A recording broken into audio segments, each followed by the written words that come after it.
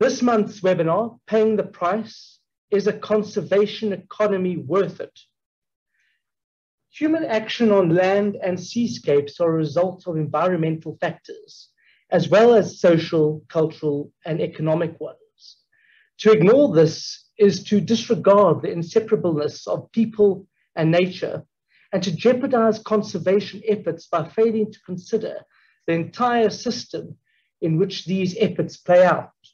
But how can we successfully and equitably include economic dimensions into conservation projects?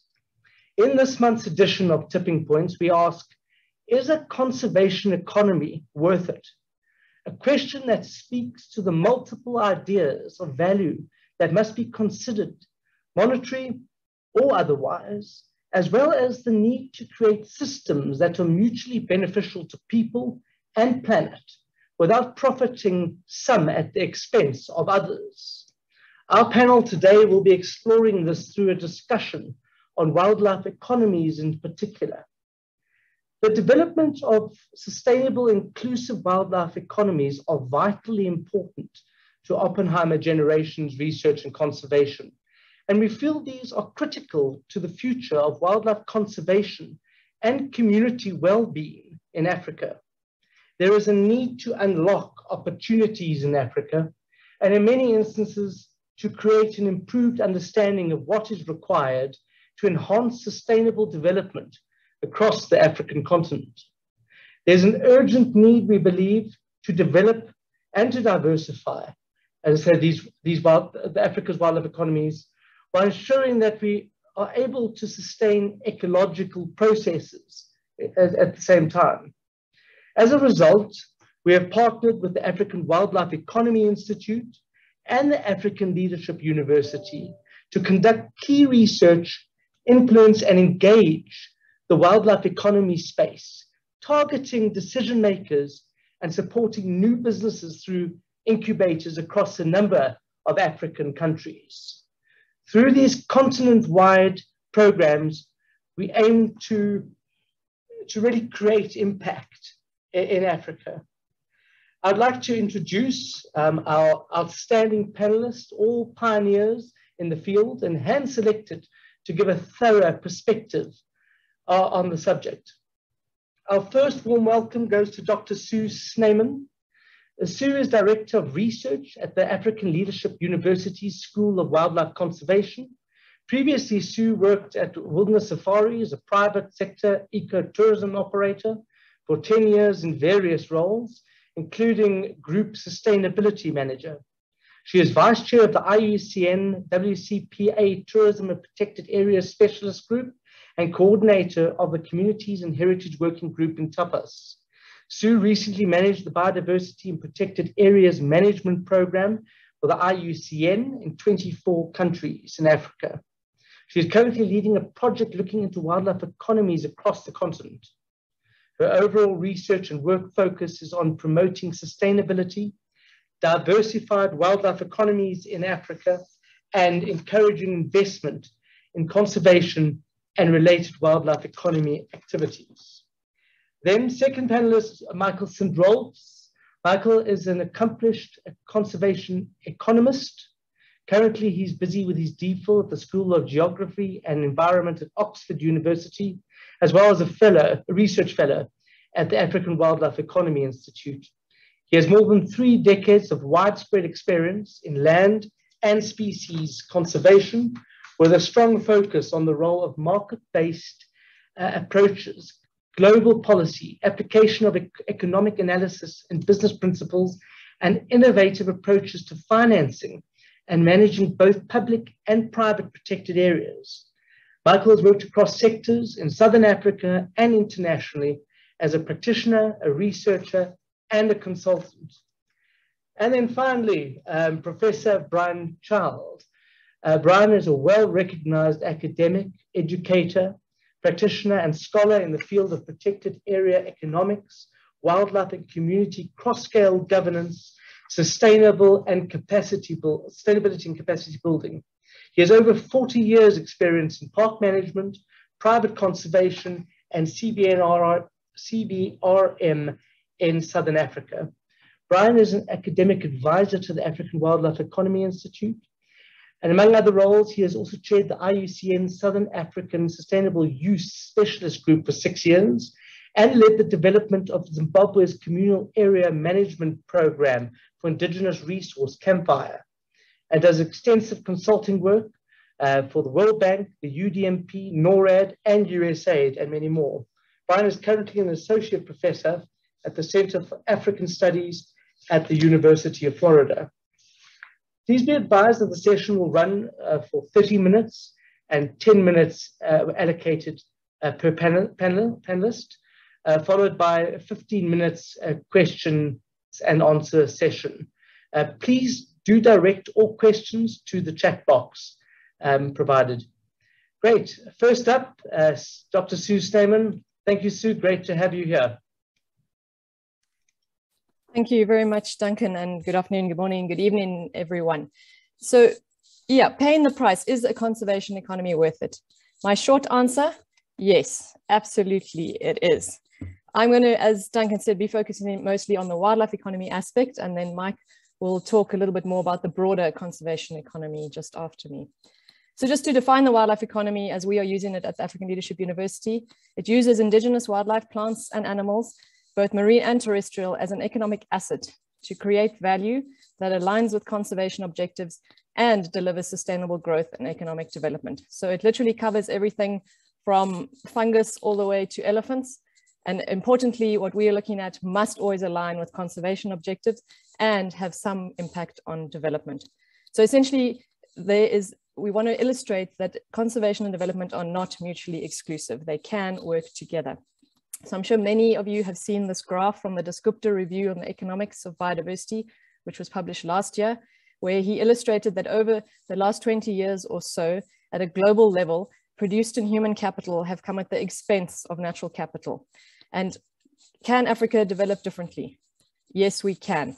So through the wildlife economy, we can grow that natural capital and shift that curve. We've been talking a lot about shifting curves over the last 2 years of a different kind in response to COVID, but this time I feel we can really shift that blue curve up and we can have produced and human capital, i.e. development, growing at the same time as natural capital conservation. So why the wildlife economy? It is a key growth opportunity for Africa. We have a comparative advantage. As a continent, we have spectacular fauna and flora, and we are not like other continents who have, in that diagram, utilized their natural capital and are now rewilding. We have this comparative advantage and this opportunity. The wildlife economy offers an opportunity for diversification, which is needed to build resilience, as we've all seen now with COVID and the impact on tourism. The numerous activities within the wildlife economy can help to diversify economies in Africa. There are extensive value chains possible. I'll show some figures later on in the presentation that really show these extensive value chains from all the different activities in the wildlife economy. It aligns with conservation and development, not always, and so that is something we do need to always be aware of and careful of, that it is aligning, and it enables the recognition of wildlife as a key strategic asset. So traditionally, wildlife is often just seen as a resource that can be utilized, but through the wildlife economy and illustrating the value of it to governments, to communities, to the private sector, we can enable it to be seen as a key strategic asset, which is then invested in and enabling the shift in that blue curve. So the wildlife economy, we have the stock of wildlife, of fauna and flora, and then we have the flow of it, which is essentially the wildlife economy activities around it that utilize the stock. So the biggest one in Africa, traditionally ecotourism, but then you've got non-timber forest products, hunting, ranching, wildlife estates, which is something new, film and photography, which has a huge potential, but is currently not being utilized, and then carbon, the same, also quite underutilized at the moment. Then you have this big yellow space of potential, which can either be distributed around in the other activities or into new and innovative activities. So the aim of what I want to show now is that we have this potential. So how do we then unlock it? And I'm going to illustrate some of the potential that has already been unlocked. So just some facts and figures. At the African Leadership University, we've been doing this research across the continent. Just a caveat, there are huge data gaps. A lot of the data is outdated. A lot of it is inconsistent, but still what we have found is huge value. And when we speak to governments and we show them the state of the wildlife economy in their countries, they always totally fascinated and they, wow, you know, we didn't realize that there was so much value from all the different forms of wildlife. So firstly, just from a tourism point of view, in 2018, Africa received only 5% of worldwide tourism arrivals. So there's huge opportunity for growth in Africa in the tourism space. And as we've seen with COVID, there's the opportunity as well for diversification into more regional tourism, domestic tourism. So there is huge opportunity there. The wildlife safari industry in Africa is estimated at between 12.4 billion direct and 42.9 billion total. So the total one, it includes induced and indirect impacts, which are part of those value chains that I was mentioning. And in Rwanda in 2019, communities received 2.8 million from a tourism revenue sharing program that the country runs. And in Uganda in 2018, the communities received 1.9 million from their tourism revenue sharing program, as well as over $150,000 worth of natural resources. In Uganda, communities are allowed into the park. So what this is illustrating as well is that there are numerous different stakeholders who are impacted, from governments, from communities, that all can be engaged in this wildlife economy. Oh, sorry. Wildlife ranching. So in Namibia, approximately 23.7 million is generated annually by farmers through the sale of game meat from ranching. In Zambia, where it's largely untapped, 15.7 million was generated in 2013. And in South Africa, the sale of wild meat generates about 56 million annually. And one study showed that ranchers who utilized wildlife in addition to crop farming and or livestock farming boosted their income by an average of 23%. So what that is to illustrate as well, that it's not an either or as well. It doesn't have to be livestock or crops or wildlife. They can be combined. In terms of hunting in South Africa, between 60 and 70% of the value of the hunting sector comes from ancillary goods and services. So things like taxidermy, accommodation, transport that are related to the hunting industry. And in 2019, local hunters contributed about 875 million, 85% of the total, and international hunters 158 million. And this is also just to show that often, you know, South Africa is seen as trophy hunting, whereas majority of the hunting in South Africa is for venison or for game meat for, you know, local consumption. In Cameroon, sport hunting generated about 1.2 million in one season in one area. And this is an area that is not popular for photographic tourism. So the sport hunting offers an opportunity for this area to generate 1.2 million. In Namibia, non-consumptive tourism induced by trophy hunters generated an estimated 4.5 million in 2016. So that's again, these value chains and the multiplier effects related to an industry. Then in terms of fisheries, recreational fishing in Mozambique ranges from about 500,000 to 1 million per annum. And in 11 West African countries, the economic contribution of recreational fisheries is about 152 million annually. And then the employment multiplier effects of the fisheries sector are extensive. So in Mauritania, for example, for every fisherman's job, there is 1.04 additional onshore jobs. And then in Guinea, this rises up to 3.15 additional onshore jobs, which is really showing the job creation available through this value chain. And often the fishers are men and the onshore jobs are women. So it also helps to diversify the employment. However, the continent loses between 2 and 5 billion annually due to mismanagement of the fisheries sector. This is mostly due to ineffective governance and poor policy implementation. And additionally, there's this illegal, unregulated, unreported fishing. In Kenya, for example, about 100 million a year is lost to this, and in Ghana, about 60 million. So there's this real need for better governance and policy implementation. Carbon, as I said earlier, is largely untapped in Africa, but the Zambian Red Plus project paid approximately 4.5 million to 13 communities in the Luangwa Valley. And in Tanzania, a project paid close to 500,000 to local communities to date. And then there's also the blue carbon side of things in the marine. The Makola Pamoja project in Kenya has paid about 76,000 to communities. And there's this need to give communities access and rights to this to enable them to benefit. And lastly, forest products. Ethiopia is the largest producer of Arabica coffee. This is an indigenous coffee, and they are the 5th largest producer in the world, with coffee generating about 5% of the country's GDP and grown by 4 million smallholder farmers. The industry employs about 15 million people at different points in the value chain, again, illustrating those extensive value chains. Then argan oil, which I hope many of you have heard of, very popular in shampoos and other beauty products, is an endemic oil to Morocco, and it's the most expensive edible oil in the world. And it earns Morocco about 32 million annually and supports about 2 million people in the country. And even though an estimated 67%, about 867 million people use non-timber forest products, either for subsistence and survival or cash income, they are not prioritized in policy making or government funding. And only the commercially high value products like timber are included in official reporting. So this really conceals their contribution to economies. And then they don't get included in policy, which is not, it really does need to be included in policy decisions. And then finally, what next?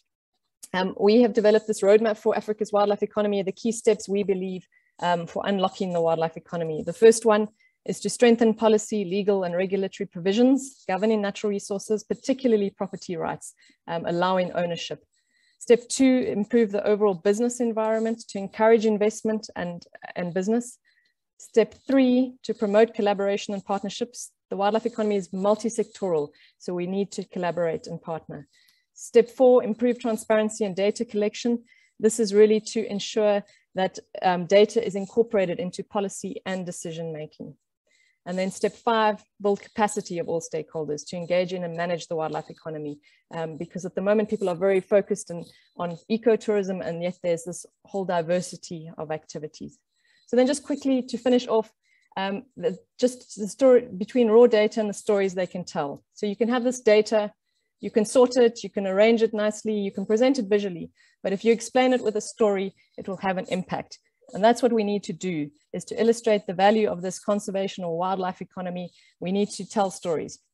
So my call to action to all of you on this call, many of you academics or working in NGOs or the private sector and many in government I see, is let's work together to collect comparable data and tell good stories to show that the conservation economy is worth it. Thank you very much. Great, thank you, Sue. I think that's a really great overview on how wildlife economy brings together conservation and development. Our next speaker, Michael Sas-Rolfes. Welcome, Michael. Thank you, Duncan. Can you all see my screen? Okay, well, to answer the question, is a conservation economy worth it? I've been self-identifying as a conservation economist for about 3 decades. So this question kind of has existential implications for me. So of course I'm going to say yes. But it now remains for me to defend my position. And I'm going to argue that it's not just worth it, but it's essential for a secure, prosperous future for humanity and Africa. Michael, sorry to interrupt you, Michael. Is there a screen we're supposed to be seeing? We can see you, but no screen. Oh, yes, there is. Beg your pardon. Let's see if I can get this to work.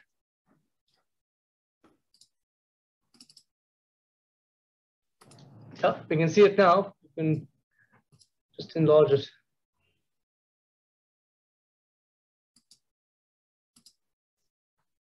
Is that working now? Yeah, thank you. Okay, great. So yeah, just to repeat, absolutely it's worth it. It's not just worth it, but it's essential for a secure, prosperous future for humanity. And I would essentially endorse everything that, all the points that Sue made, but I'd like to add some further dimensions and highlight some challenges. So what is a conservation economy, more broadly speaking? And I will argue that there's a long precedent of international policy that tells us what a conservation economy would look like.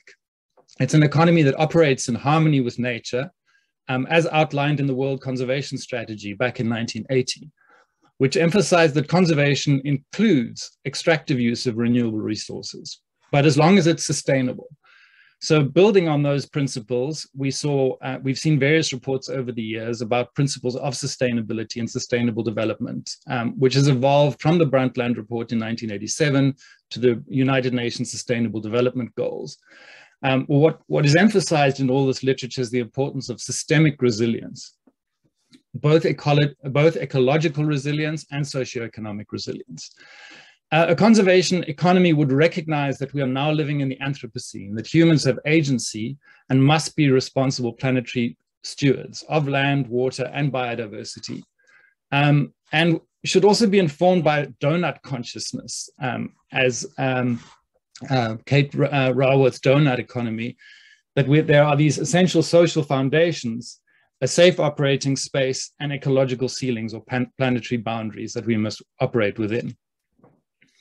To simplify all of this jargon, I like to break things down, and this applies to wildlife and the conservation economy more broadly. It's most worth it when it's optimally meeting three objectives: economic efficiency, equity or fairness, and sustainability. And these interact. And I like to think of this as an analogy of a pie.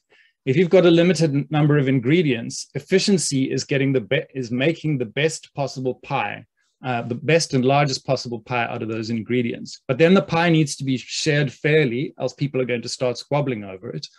And we need to make the pie last as long as possible while we're busy collecting new ingredients.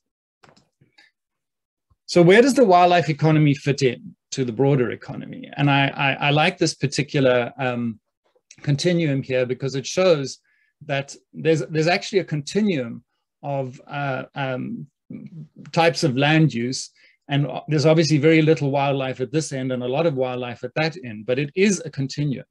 And so one of the important questions to ask is, where do we slot in wildlife conservation principles all along the continuum? And what is the value of wildness? There is a material value, an economic value. Certainly large landscapes offer us economies of scale, diversity of biological diversity, and therefore resilience. And what we need to figure out is the ideal product mix on these managed landscapes, on these large managed landscapes. But there are also non-material values, there are spiritual values, and there are concerns about debasement by commodification. There are questions about the role of property rights. And then there are major societal concerns with animal welfare and well-being. So where does that fit into all of this? So I would argue that the wildlife economy is not just about economics. It has strong socio-economic political dimensions, which are driven both by economics and non-economic values, moral values, for example, which in turn are driven by human psychology, both personal and social psychology. So when considering the wildlife economy, we also need to think about political economy and social psychology. And we need to study the role of institutions, which are the rules of the game by which society operates at all different levels, and governance systems. And we need to ask the question, whose values count and to what extent? Who owns the wildlife? This is a question that has been relevant for at least 2 centuries. A lot of what happened in the late 19th century in the United States were contested property rights over wildlife. And who gets to decide these questions and how? Is it for civil society to decide via NGOs? What role do national governments play? And what roles do local people play? And who are the local people? How do we define them? And we see some of the challenges that we face that Sue did not highlight of policy conflicts. And we've seen this really come through strongly recently in South Africa, conflicts over management, ranching, and farming of wildlife, questions about hunting, under what circumstances is it acceptable, and how do we manage it, and the questions of wildlife trade in wildlife products and live animals. Now, all economic sectors operate according to standards, and for an economy to function, secure and well-defined property rights are essential, but these standards and property rights are inadequate and disputed in the wildlife sector, and that is a challenge that we face. So just a quick illustrative case study. I'm going to talk a little bit about rhinos. And I've been doing some research on rhino conservation performance recently. And what my research shows is that wherever rhinos have been left as a centralized state function, it's been a complete failure. Centralized state control has not worked to conserve rhinos.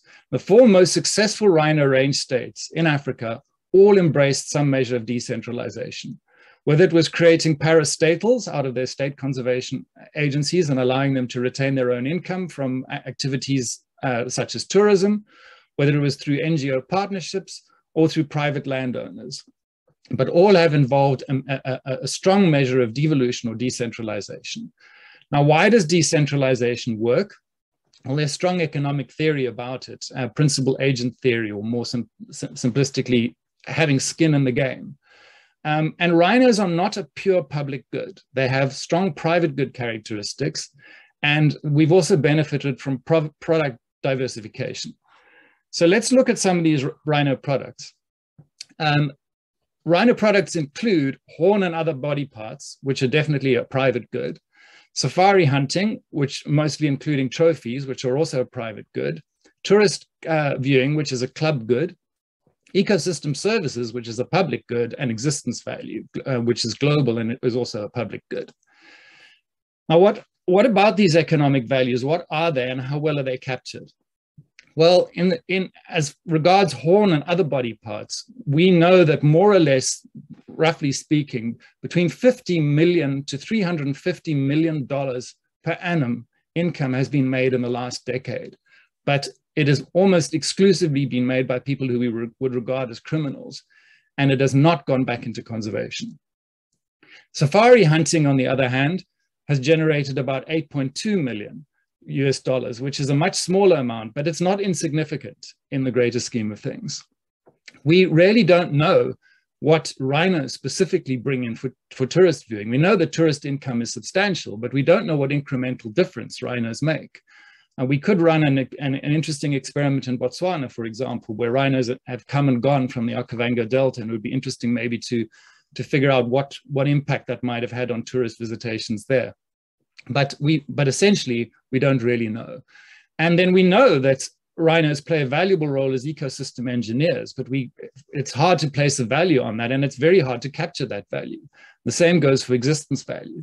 And arguably, a lot of the existence value and ecosystem services value, or especially the existence value, is captured by the broader public, but it's not translated into focused money that goes onto the ground to protect rhinos where it's needed. So just a few words about biodiversity and income diversity. Biodiversity, most ecologists will agree, supports ecological resilience. And there's the famous article about Paul Ehrlich's rivet popper, where he argues that if you keep popping rivets on an airplane wing, eventually the wing is going to tear off. So we need to keep as many options open. But the same applies in economic terms. Income diversity also supports socioeconomic resilience, according to the whole principle of portfolio diversification. So what are the consequences of removing income streams from the wildlife economy? What have been the consequences of the rhino horn trade ban? Who benefits from this and who pays the costs? What are the amounts involved? And what would be the consequences of a rhino hunting trophy trade ban, as is currently being lobbied for quite aggressively overseas and now even within South Africa? And just to get us to think about this, here's a diagram that shows more or less what the rhino economy has looked like until recently, where on the left you can see the state protected area state, which supplies essentially the tourism market, where we've seen some translocations of rhinos across to the private sector, some of them for trophy hunting, which are indicated by the little red rhinos here, and some of it for tourism viewing. And this is essentially how it's worked, with money flowing back into state protected areas from the private sector and money flowing into the economy generally. But now what would happen if you had to remove hunting from the equation? I would argue you're going to end up with something that looks a lot more like this. You're going to see fewer rhinos. We're already seeing a lot fewer rhinos in state protected areas that have not been able to protect them in parks like Kruger against the poaching onslaught. The private sector has been somewhat more successful, but we've also seen concentration in private areas. And without hunting, we'll see even further concentration. And then that leaves us with this problem, where one of the largest private operations now is a semi-intensive breeding operation. Highly secure, doesn't lose any rhinos, but it's not optimal in terms of conservation. And what is the future for these animals? So I'm going to end up by just asking the question, how is a wildlife economy best achieved? And I'm going to speak in rather broad terms, but I'm going to say it's achieved through governance that is adaptive, in which there's a really important role for diversity of different approaches that compete and allow evolutionary processes to figure out which are the best approaches. That is also polycentric, where governance takes place at relevant scales. So you don't make decisions that have fundamentally local impacts at international levels if you can avoid them. And that is informed by transdisciplinary systems thinking, including, but not limited to, economic thinking. And I think one area we should really focus on closely is the difference between top-down versus decentralized bottom-up governance, because my research suggests that decentralized bottom-up governance could play a more substantial and very useful role. Thank you. Great, thank you, Michael. I think that was a fascinating presentation, and certainly in terms of understanding what sustainable use is all about and understanding wildlife economies. Next is Professor Brian Child, but before we go to Professor Brian Child, please just a reminder to put your questions in the chat box. They are coming through, just keep them coming. Thanks, Brian, over to you. Can you just give me permission to share my screen? Oh, there we go. You're ahead of me. Thanks, Duncan. That's usual. So I'm sitting here in Namibia with 26 people from 10 countries looking at the wildlife economy as opposed to the broader wildlife economy with carbon and so on. One of the statements that I often use is that farmers are the hungriest people, and it's going to get worse. If you look at the agricultural commodity market prices over the last 50 years, 100 years, you'll see farmers used to be able to spend a few acres of corn to buy a tractor. Now they have to spend a whole lot. So farming is not a sustainable, well, you know, often our grandparents are farmers and they're not now because it's not viable. In Africa, we're facing major issues of climate change. We're facing major issues of soil degradation. We're facing major issues of deforestation. Agriculture is not going to solve those problems. However, if we look globally, the world has got very bad wildlife conservation policies because it's lost 82% of its wildlife in the last 50 years. So we're in a disastrous situation. Africa, we're the only continent with more than 20 species. If you look at the density of, this is from the Ripple paper, we have a lot more wildlife than anyone else. So that says to me, we have potentially a comparative advantage. We're the only country that can sell a diverse wildlife product, the only continent that can sell a diverse wildlife product. And we've been fairly successful because what happened in Southern Africa is exactly what happened in that WWF graph on the loss of wildlife. Wildlife populations, livestock populations and crop populations really increased, replaced the wildlife. This is data from Namibia, which collapsed. We then challenged the colonial policies in Southern Africa, and we gave the ownership of wildlife back to the farmers, and we commercialized it. And our wildlife started to increase. As I'm sitting around here in Namibia, we're on game farms that have, some of them were farming cattle. They were employing 5 people per ranch. We've just been to a property today. It farms wildlife that now employs 65 people for the ranch. So we've really increased the productivity. And as a consequence, wildlife is increasing very rapidly.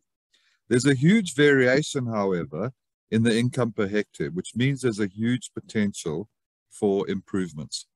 So I'm going to just briefly look at protected areas and also private conservation. So protected areas, one of my students who's sitting here, Dr. Chidekel, worked in Luangwa and basically showed, he looked at the value chains for South Luangwa National Park in Zambia. And as you can see, they're pretty complicated.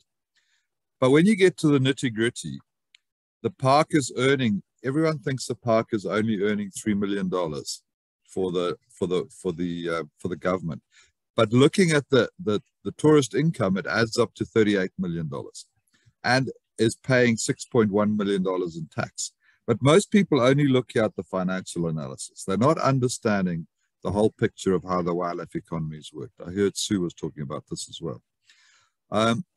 Interestingly, in Luangwa, you've got this tourism industry booming here, and you can see as you get close to the gate, the income per household is double what it is when you move far away from the gate. So this tourism is having an impact on local people. You'll also see the tourism is creating rapid growth in the number of businesses around the national park, which is a two-edged sword, which I won't get into. But what you have here is one of Africa's national parks as an engine for economic growth. But out of our 85 parks, only at maximum 10 are operating like this. The other 75 are really struggling. If you do the sums, you can find that you put in a bit of money and you can make a whole lot more money, but nobody's even doing these calculations. So the return on investment, the economic return on investment is 30%, which is a no-brainer, but it's been sitting there for 25 years and nobody's made the investment. Why not? Tourism has a massive impact, but it's not the savior to everyone. So if you look at Kruger's adding $807 million of GDP per year and 36,000 jobs. But look how clustered Kruger's tourism is. And that extends to the whole region. So tourism is really good at making a lot of money and creating a lot of jobs in really small areas. It won't conserve Africa's wildlife. That's where we need hunting and wildlife trade and that sort of thing. So I've talked primarily so far about protected areas. So let's move away to land that's occupied by people and is set aside for livelihood production, private land and communities. This is Sue's data from South Africa. So the South African wildlife economy is worth about, I think it was 2.4 billion. There's a total value, 2.4. Some is tourism, there's hunting, there's ranching, there's trade. It's a diverse industry, maybe even more diverse than the simple figures. And what you'll see is wildlife here, multiple use wildlife has to if we want to conserve wildlife on land, it has to outcompete livestock. So livestock's earning about $17 per hectare, 17 Rand per hectare, whereas multiple use wildlife's earning substantially more. And tourism in some areas is earning a whole lot more. That's why farmers are switching to this. But take away hunting and you end up with this little box here. It's not competitive with cattle. So if we ban hunting, ban wildlife trade, we're going to go back to livestock. Just looking at Africa, we've got people from all these countries here. Look at the space we've got to develop this economy. There's the cars area. Look at all that green, unproductive land where we're making less than $1 per hectare. Mozambique, Transfrontier, Benin, southern Zimbabwe, eastern South Africa, Mozambique, enormous amount of land, unproductive. Mozambique, 25 million hectares of potential wildlife land. Zambia, enormous amounts of potential wildlife land. Zimbabwe may be a little crowded, but a lot of wildlife land. We're not using that productively, as I'm going to show you. So we're sitting in Namibia here, where the farmers are making about $40 per hectare. We've just been to a ranch that has hunting and tourism on the same land at the same table, and they make $200 per hectare per year. Livestock's making only half of that, which is why switching across here. Communities are making less than $1. So all that land I showed you in Southern Africa is performing at this little green dot level, yet the private sector is performing at this level. So we look at the potential we have to increase. Now, why is that not happening? External factors are a major thing. So the main income streams for wildlife is we've got public financing. We know that most of the parks we're way underinvesting not only in the recurrent management, but investing in protected areas. The opportunity cost of the sanctions placed on Southern Africa, and I'm talking about because I've been hanging out with people on the land, they're calling them sanctions, is about $1 billion. That is as much money as Peter Fernand said we could manage all the national parks in Africa. Trophy hunting is worth somewhere between 500 and 200 million to the farmers. It's conserving and paying for about 60 to 80% of the wildland in the region. And there's a target on its back from international people. Ecotourism earns about $1 to $2 billion at the moment, maybe more like 2, but only 5% of that goes back to the landholder. Whereas with hunting, it's about 30%. So it's really good at producing jobs, but really not good at funding for land. And payment for ecosystem services and wildlife credits and ESG credits and so on is something we really need to focus on. I'm not going to talk about that too much. So we have 2 major constraints. One is that the wildlife economy, these really important markets, are being closed down by external people with a huge amount of resentment from local people. And they're taking away $1 billion here, and they want to take away $500 million here, and there's no willingness to top that up. So that comes at the expense of people feeding their families. And having been around Namibia, there's enormous resentment about that with the people that are actually looking after the wildlife. Secondly, we have our own problems. We can't only blame the external markets. We have a lot of outdated policies that we're tending to be very careful about utilization rather than encouraging investment. We're tending to prioritize other sectors. So here you've got Victoria Falls. This is within 500 meters of the top tourism destination in Africa. And we have all these trucks blurting out carbon and it's really ugly. And we're not planning our own stuff. We have, as we saw today going around here, we're limited by awareness, economic models, and maybe just by our own imagination and where we can get to. We have enormous opportunities. In the communities, they really want wildlife. They strongly support wildlife. They just need help to do it. Answering your question, there's no other way we can use drylands. We know that small grains failed. We know that large grain fails. We know that cattle farmers are struggling. There's no alternative but the wildlife economy. So in conclusion, with sound policies that entrust the landholders and communities as the real custodians, we can increase the wildlife industry by at least 10 to 20-fold. And that's $30 billion straight away. And that's just the beginning. Okay, thank you very much. Thank you, Brian. And I think that's great insights into how to transform the wildlife economy. We now go into our questions and answer session. So please keep the questions coming via the chat box. And where possible, state who the question is for. Just to start, I have a question just for everyone on the panel. Nikki Oppenheimer often asks me, 200 years ago, there was so many animals. Today, with all the issues of urbanization, et cetera, there are so many more animals out there, millions more. What has been the core of that success? Because in essence, with all the issues, it's still a success that we've got so much diversity and so many more species of animals today rather than 100, 200 years ago. Duncan. Thanks, Michael. Point of order, that only applies to certain countries in Africa. That only applies to South Africa and a handful of other Southern African countries.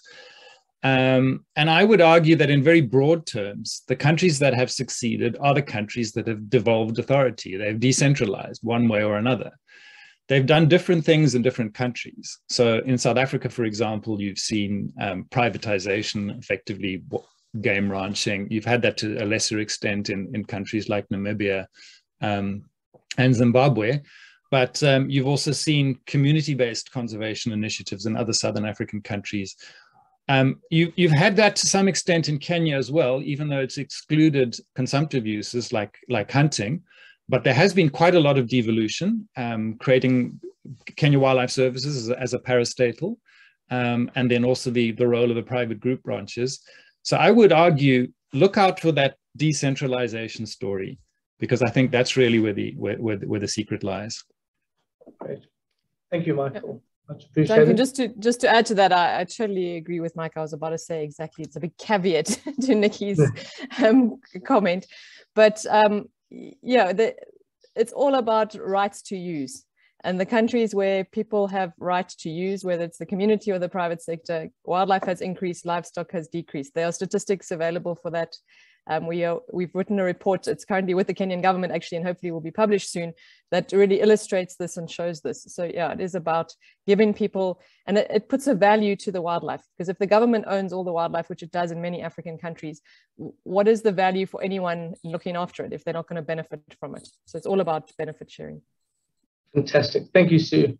Great. We'll go to some of the questions. We've got a question from Dave Balfour for you, Sue. What are your metrics for assessment that the wildlife economy is aligned to conservation? This is a big thorny issue. So what are your metrics for assessing the wildlife economy? A very, very good question, and very difficult. I mean, the whole space of the wildlife economy is a difficult one to measure. We look more broadly at, so we are busy actually developing a wildlife economy investment index, which is hopefully going to provide more information on that, which will look at the assets. So what do the countries have in terms of stock of fauna and flora? How are they managing it? How have they created an enabling environment, and what is the governance like? And we are hoping that this will be able to illustrate this a bit. So for example, we don't look at commercial fisheries because traditionally commercial fisheries do not align with conservation objectives because of the trawling and the damage to the coral beds and things like that.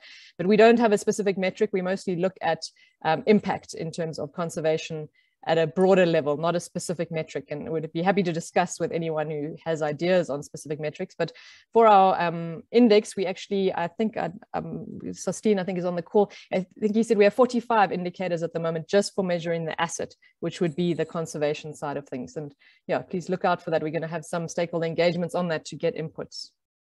Great. Thank you, Sue. And Alicia Moyo, who gets the value from wildlife? And who measures the value? Do residents really get the value? Brian, do you want to take that? Yeah, I'll answer that. So, because I think this whole thing is much broader than wildlife.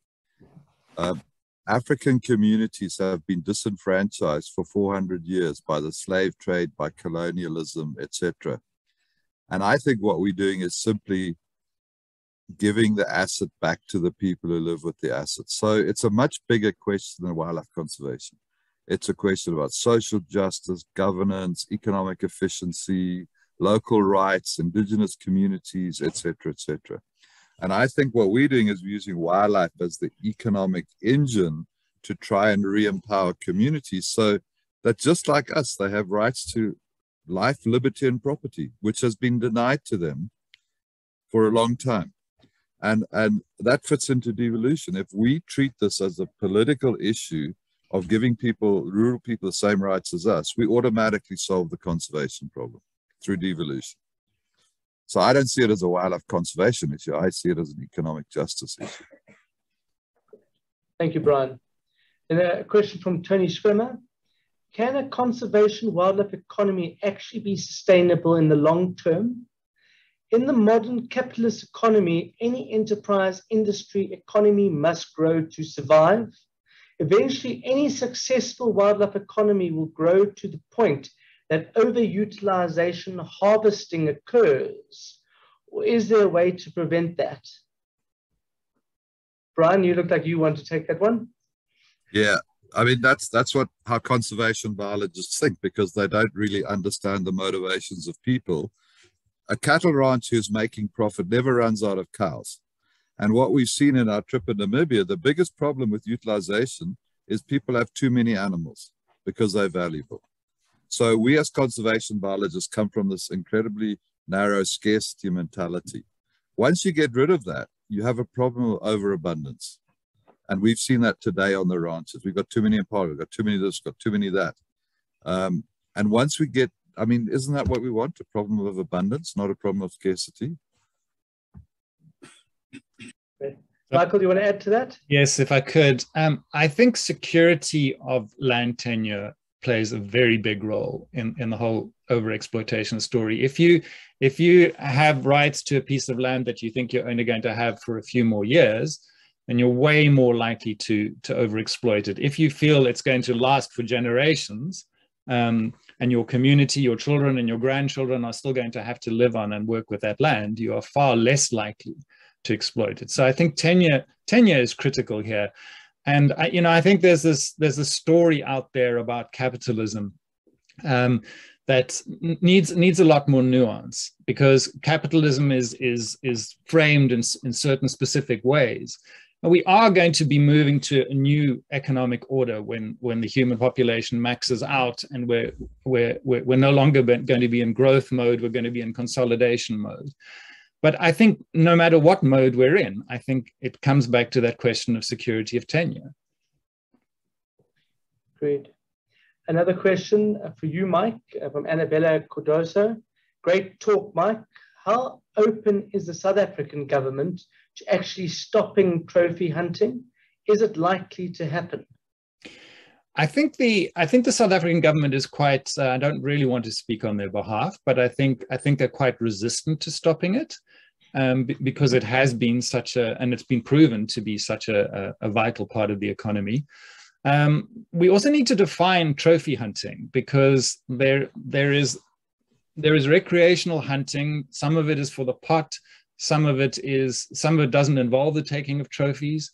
So are we talking about the regulation of hunting, or are we talking about the regulation of trophy exports, which is where a lot of the focus is taking place, trophy trade? I think the government's attitude is, as long as it can be sustainable, it should be fine. But one must recognize that there is a growing social movement that opposes it in principle, and might hold sway in the longer run. But the question is, what do we replace that income stream with? I think was really important. Great. And then a question from David Owalala. How can the trade-offs between developing a wildlife economy and ecosystem services for rural livelihoods be cared for? Sue, do you? Well, essentially, they should go together. So what I talked about, seeing natural capital as a strategic asset that you invest in, and understanding the connection. And if you are benefiting and getting value from that, you will invest in it and look after it. So for my PhD, I interviewed about 1,600 people in 6 countries, communities living around protected areas. And there is this intrinsic understanding of the value of conservation for the future. When I asked them, did they think conservation was important? I think almost 90% said yes out of the 1,600. And when I asked why, they said for their children, for their future, because they use the trees for building. And so they were looking after it. And also in the answer, to the previous question a little bit earlier as well, is that there needs to be this reinvestment in it, and you'll only invest in something if you know you're going to benefit from it later. So I think there doesn't need to be a trade-off. If you realize you're benefiting from it, you will look after it. The same as in communities. I mean, Brian, I'm sure you've seen it there. If there's a water source, people will look after it if they know they're going to benefit from it. But again, if they're not going to look after it. So we have to have that benefit sharing. Thank you, Sue. I mean, just mindful of time, I think we'll take one last question, and then the rest can be asked in the open discussion. Priscilla Stickling, how does one balance a wildlife economy if the practice itself is harmful to other economic sectors, such as tourism, even though such a practice is allowed under a misuse sustainable use principle, such as wildlife interactions, intensive and selective breeding of wildlife, color morphs, etc.? Can I have a crack at this? Absolutely. I think this goes back to my point that I made earlier about the lack of standards in the industry, and I think South Africa was caught wrong-footed in that the industry was allowed to be very entrepreneurial and butted up against certain, let's say, social boundaries where certain activities simply became socially unacceptable. They lacked social legitimacy. But there's been a lot of confusion about exactly what is going on. So often the very worst examples or the most egregious cases were highlighted, but there's actually a whole continuum of activities, some of which I think if people really saw what was going on, they would be okay with them. So there's been a framing problem, but I would argue it's arisen mostly out of a lack of standards. A lack of standards about saying what is wild, what is not wild, what is an acceptable welfare standard, what isn't, what is an acceptable way to hunt an animal, and so forth. And the high-level panel that was appointed 2 years tried to grapple with some of these problems. I think if we'd had more time, we might have come up with a more nuanced approach. But I think that's still a discussion that needs to be fleshed out further. Okay, just one very last question. Haley Clements, thank you for great talks and discussions. Is the intensification of wildlife ranching something to be concerned about or not? How to navigate this?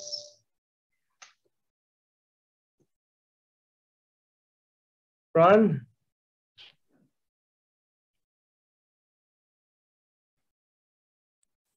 Yeah, I mean, that's a really difficult question. And whose question is it for?